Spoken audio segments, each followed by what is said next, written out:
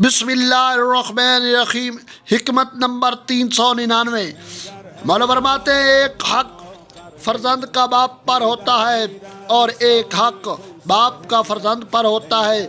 باپ کا فرزند پر یہ حق ہے کہ وہ سوائے اللہ کی معصیت یعنی اللہ کی نافرمانی کے ہر بات میں اس کی اطاعت کرے، یعنی ہر بات میں والدین کی اطاعت کرے، فرما برداری کرے سوائے اللہ کی نافرمانی کے۔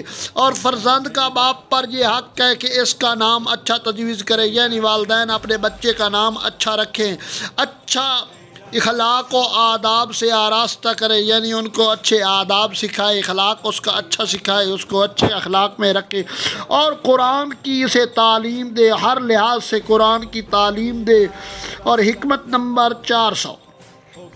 مولا فرماتے چشم بد، افسوس، سحر و فعال نیک، ان سب میں واقعیت ہے، البتہ فعال بد اور اس کی بیماری کا دوسرے کو الگ جاننا غلط ہے۔ خوشبو سونگھنا، شہد کھانا، سواری کرنا اور سبزے پر نظر کرنا غم و اندو اور قلق اور اضطراب کو دور کرتی ہے، یعنی دکھ تکلیفوں اور پریشانیوں کو دور ہوتے ہیں۔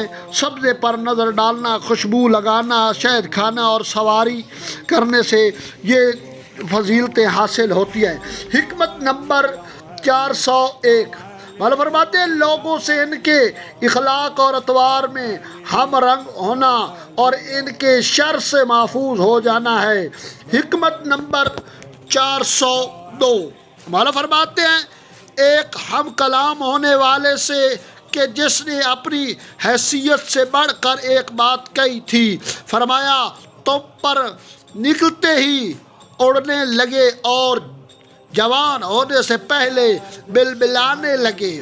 سید رضی فرماتے ہیں اس فقر میں شکیر سے مراد وہ ہے جو پر ہیں، جو ابتدا میں پہلے پہل نکلتے ہیں اور ابھی مضبوط اور مستحکم نہیں ہونے پاتے، اور سقب اونٹ کے بچے کو کہتے ہیں، اور جو اپنے وقت سے پہلے ہی بلبلاتا ہے، اور وہ وقت اس وقت جب جوان ہو جاتا ہے۔ اونٹ اس وقت بلبلاتا ہے یا اونٹ کا بچہ جب وہ جوان ہو جاتا ہے۔ حکمت نمبر 403۔ جو شخص مختلف چیزوں کا طلبگار ہوتا ہے اس کی ساری تدبیریں ناکام ہو جاتی ہیں، یعنی طلب کل فوت کل ہو جاتی ہیں۔ اللہم صلی علی محمد و آل محمد۔